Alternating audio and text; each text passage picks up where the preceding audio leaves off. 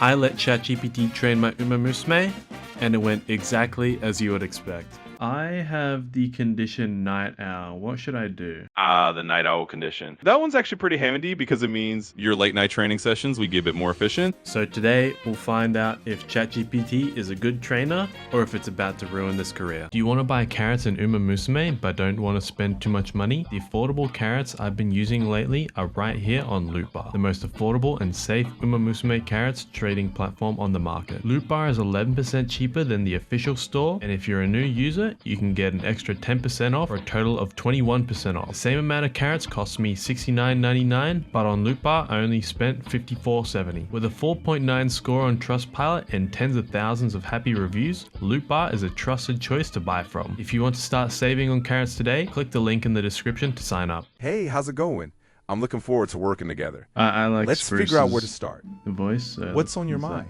Hey, I'm playing UmaMusume right now, and I want your input. I'm trying to get a high score run. So who should I run? What deck? Absolutely. Let's get you set up for a strong high score attempt. If you're aiming for a top tier run, Narita Bryan is usually a solid pick because she's got great late game speed and can scale well with the right support cards. Another strong option would be Tokai Teo, especially if you want a little more flexibility in mid-race positioning. For the deck, you'll want a mix of speed and stamina focused support cards. Think about pairing cards like a good Ishino Flower for speed and maybe something like a solid Super Creek for stamina. Basically, a balanced deck that can cover your distance needs and keep Narita Bryan or Teo stable throughout the race should do the trick. Let me know if you want any more specifics on which cards to slot in, but back should give you a good starting point. Okay, so who should I choose out of that? Narita Bryan or Tokai Teo? If I had to pick one for a high score push, I'd say go with Narita Bryan. She's a bit of a powerhouse when it comes to late race speed and can really shine if you're stacking the right support behind her. So she's definitely a strong pick for chasing that high score. Initially off the bat, if I was a free-to-play player and he told me to choose Narita Bryan, I would be pretty skeptical at this point. She can be pretty difficult to run. Okay, who should I use as my legacies for Narita Bryan then? Sure thing. For Narita Bryan's legacies, you'll want to lean on some strong distance and speed inheritance. Pretty popular combo is to grab a legacy that already has good long distance aptitude, like using another solid long distance runner, maybe even an Ogre Cap or a Assembly Rudolph if you have them well trained. Basically, you're looking for someone who can pass down strong speed and stamina genes. That way, Narita Bryan's final stats will be even more balanced, and you'll have that extra push to get the high score you're aiming for. Okay, I have a lot of 9-star Spark Umas, so who should I use and what stats should I try and aim to use them in? Got it.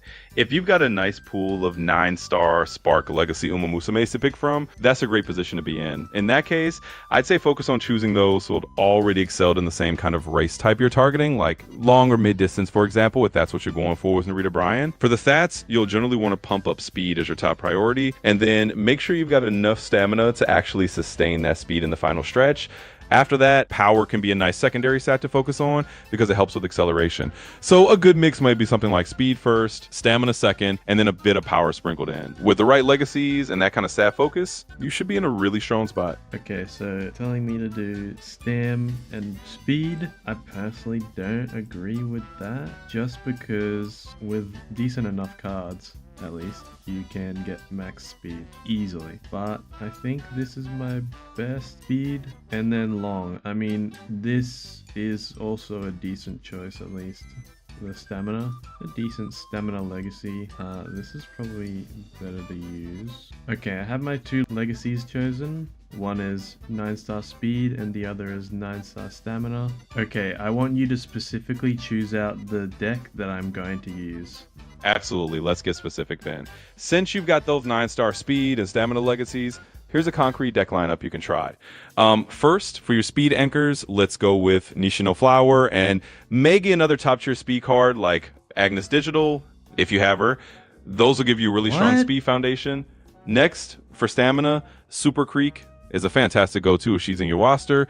Another stamina option could be Rice Shower if you need a second endurance focus card. Then for a little extra power and flexibility, you could add in a power support like El Condor Pasa. And if you have a flex slot, maybe toss in a utility card like a Friend or Wisdom support to just round things out. So in summary, Nishino Flower, Agnes Digital or another top speed card, Super Creek, Rice Shower, El Condor Pasa, and maybe a utility support. That should give you a really well-rounded deck to support Narita Bryan all the way. Instead of Agnes Digital, that isn't a real card, should I be using Kita-san Black?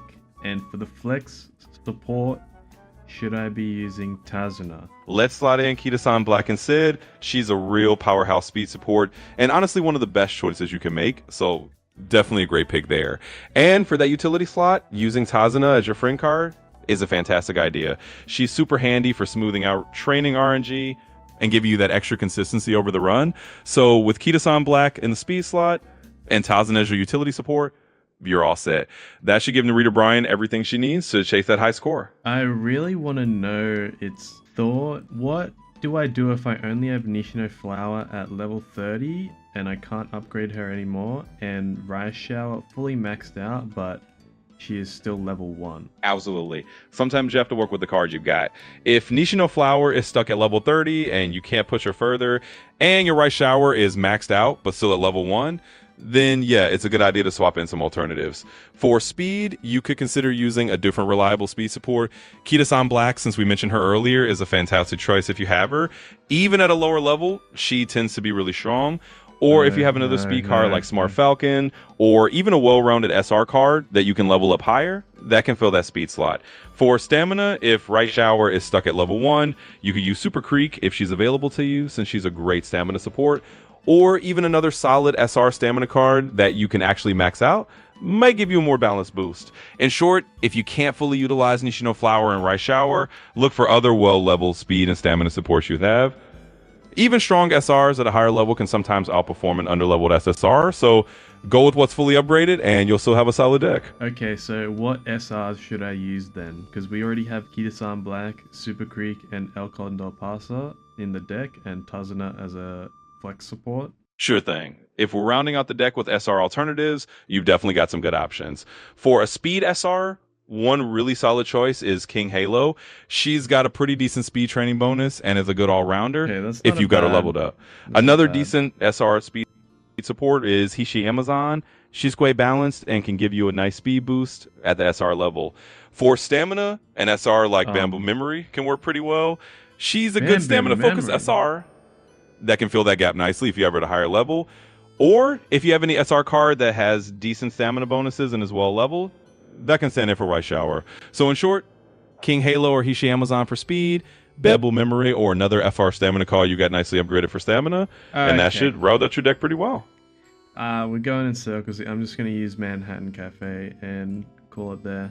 Honestly, very odd deck choice, to be honest. I guess if we have speed and stamina in Sparks, sure, but not sure why we would bring El Condor Pasa. So the deck building and legacy choosing was pretty terrible, just for the fact that ChatGPT just doesn't know what cards are good and what it's talking about. So hopefully its training logic is a little bit better. Okay, so I'm on the first turn.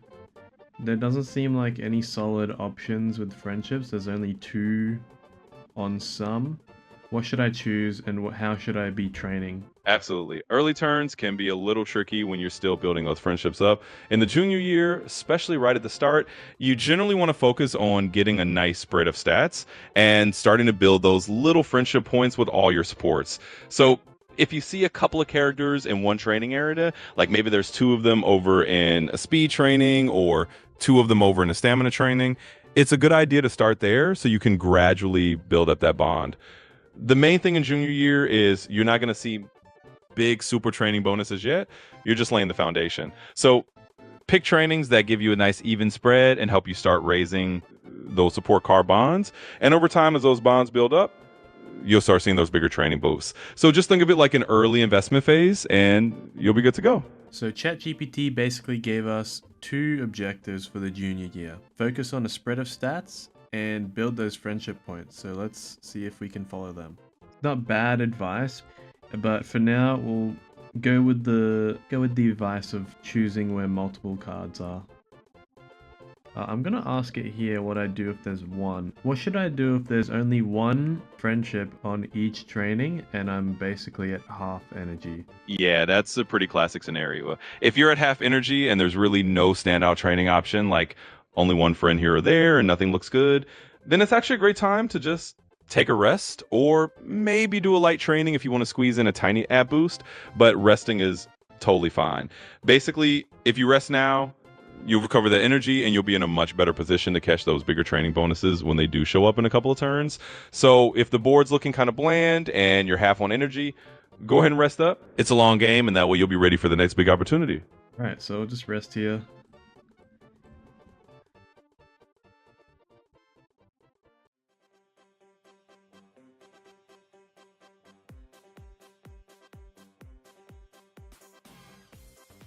I'm at low energy, but there's a 4% failure on wit with 2 support cards on it.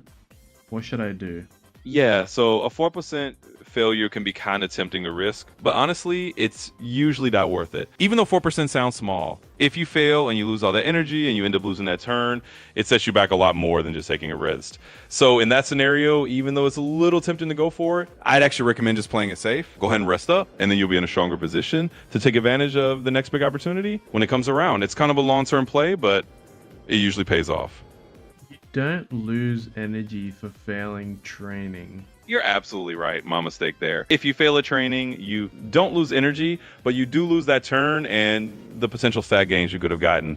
So in that case, it's more about opportunity cost. Even if it's just a 4% chance, if you do fail, you basically miss out on the gains for that turn. So it's really a judgment call. If you're feeling lucky and it's a crucial training, you could go for it. But if you want to play it super safe, resting is still a solid option. Yeah, it's kind of bad advice. 4%, basically under 10%, it should be fine. A random support card event has come up. It's a game of tag. Should I take the top option or the bottom option? Sure. So with Enos's game of tag event, the top option is usually the one that gives you a small speed boost and sometimes a little bit of skill points, while the bottom option tends to give you a little bit of stamina.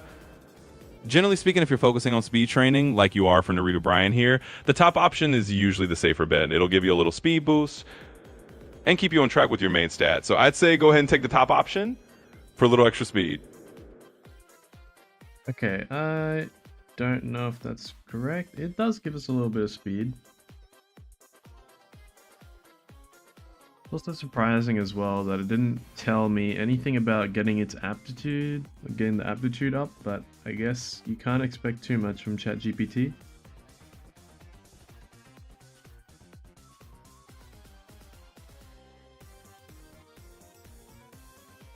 We have our first rainbow come up in stamina with Kita-san Black as well also there, but there are 2 support cards on wit right now that don't have their bond all the way up to orange. Oh, nice. Getting a rainbow training is always a fun moment. In this case, I'd say definitely go for the rainbow and stamina, especially since Kita-san Black is there as well. That's going to give you a really big stat boost, and those rainbow procs don't come around all the time, so it's usually worth taking advantage of them whenever you see them.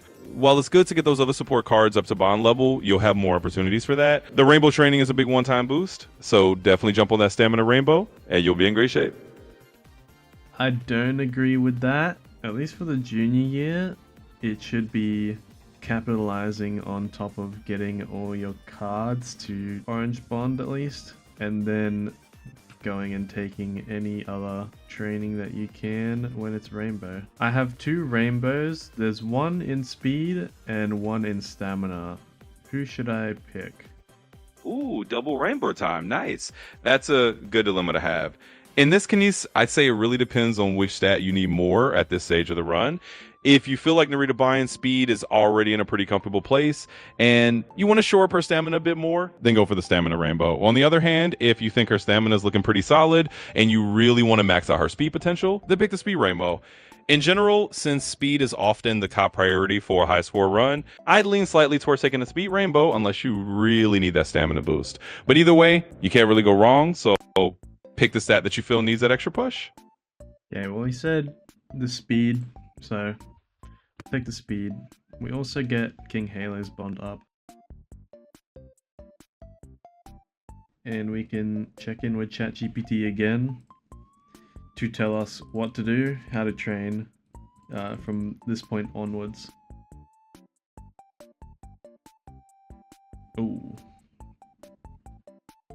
So by junior year, we had got around 450 speed, 400 stamina, 300 power, and 150 in guts and wit. So I'd say we'd followed the number 1 rule of getting a stat spread, and the second, obviously building our friendship bond up. Let's see what ChatGPT tells us to do for the classic year. We're now at the classic January, so for the New Year's resolution, what should we be picking? The top, middle, or bottom option? The New Year's resolution event, always a nice little bonus.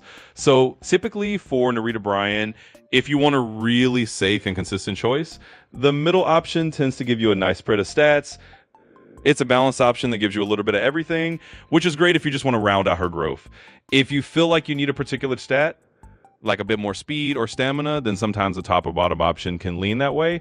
But the middle one is kind of the all-around safe bet.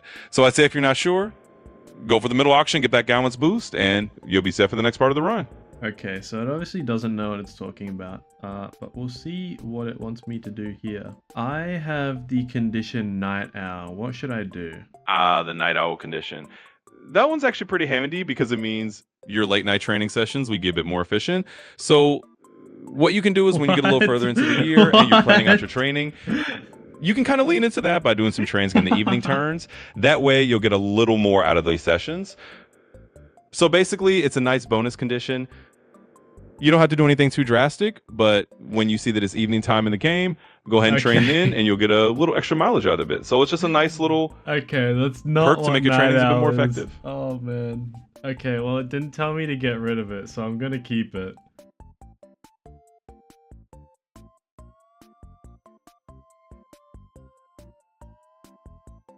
So how should we be training now, since everyone can basically get a rainbow friendship training?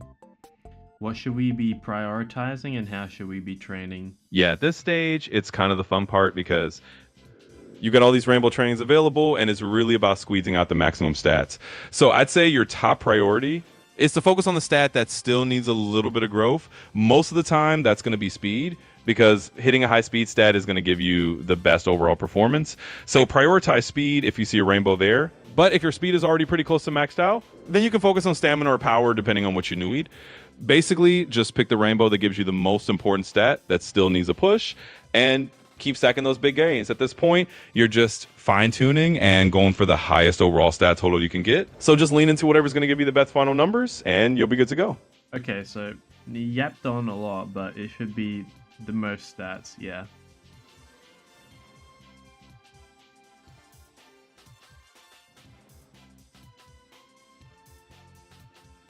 We've just finished the Satsuki show and we won. I just wanted to know if we should be buying any skills during the run. That's a good milestone. Now that you've got some skill points saved up, it's definitely a good time to start spending them on skills. Generally, you want to pick skills that complement Narita Bryan's strengths. So anything that boosts her speed in the final stretch of the race, or skills that help her maintain her pace are great picks. If you got any gold skills available from your support cards that fit her racing style, definitely grab those. And otherwise, just pick up some good rare skills that give her a nice edge. So yeah, mid-run is a great time to start spending those points. That way you have those skills active for the next set of races and you can make the most of them as you go. We have Lone Wolf. It didn't tell me anything about that, but acceleration is what it said.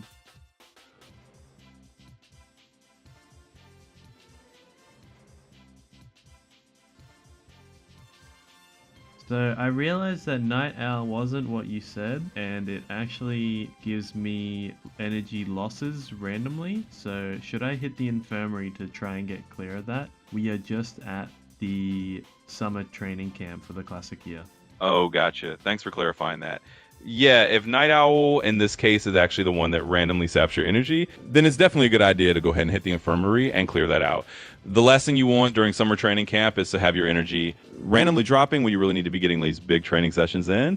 So yeah, go ahead and take a quick trip to the infirmary, clear that condition, and then you'll be in great shape to keep training hard through camp without any unexpected setbacks.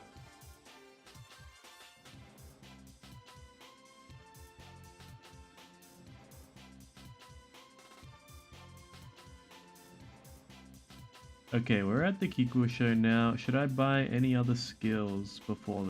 Yeah, the Kikuka show is definitely a good time to top off your skills. Basically, if you've got some leftover skill points, it's worth spending them on any final upgrades or smaller skills that you can afford. That way, you go into the race with every advantage you can get. Just pick out skills that are going to help Narita Bryan maintain her pace and perform well in that race. It's a long distance race, so any skills that help with stamina or late race speed will be great. And once you spend those points, you'll be all set to run the Kikuka show at your best. So we got the best foot forward event from director Akikawa. What should we choose, the top or the bottom option? Yeah, absolutely. So for the best foot forward event with director Akikawa, the top option usually gives you a little bit of speed and sometimes some motivation, while the bottom option often leans towards a bit of stamina or another stat boost. Since you're going into a race where you want Narita Bryan to have that little extra edge, I'd say usually the top option is a safer pick because that little speed boost can really help her. But if you feel like her speed is already topped off and you need a little stamina, the bottom option works too. Overall, though, the top option is usually the one that gives you that nice little speed edge, so I go with that one. Early December. So we just got the event with Tazuna so we can finally do recreations with her. Should we do that over resting? Absolutely. Now that you got Tazuna's event unlocked, using her recreation option is definitely a nice upgrade over regular rest. When you do a recreation with Tazuna, you're going to get a little bit more than just energy back. You often get a nice extra bonus like some mood improvement or even a small stat boost. So if Tazuna's available and you can do that recreation, definitely choose that over normal rest. It's just a little more efficient and it's a nice little bonus you can take advantage of.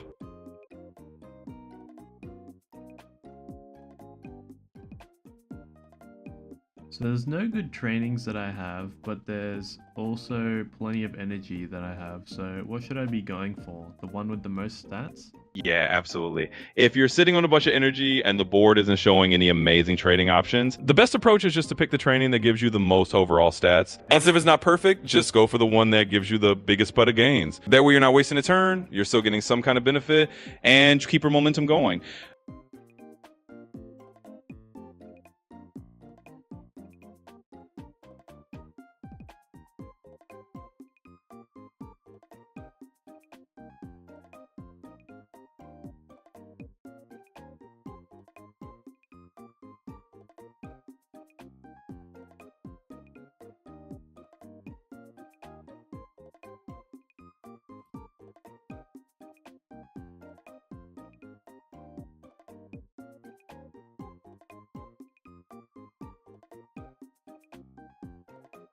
There we go. With the help of ChatGPT, we've won the Euro finale pretty easily. Honestly, wasn't too bad. The actual game RNG though was absolutely horrible. But our end stats don't look too bad. I'm at the end of the run now. We've won the Euro finales and I need to choose some skills. What are the ones that I should be prioritizing? Awesome. Congrats on wrapping up the URA finals. So now that you're at the end and you're looking at which skills to grab, the main thing is to prioritize the gold skills that match Narita Bryan's strengths. Anything that boosts her speed in the final stretch or helps her maintain her pace is great. Also, if you have any stamina related skills that are specific to long distance, those can be a nice pick as well. But generally, you want to grab the highest impact skills you can afford, gold skills first, and then fill in with some useful rares that fit her racing style. That way, you'll get the most out of her build and finish strong.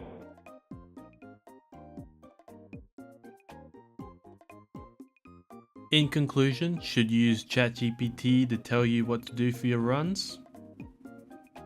No, definitely not.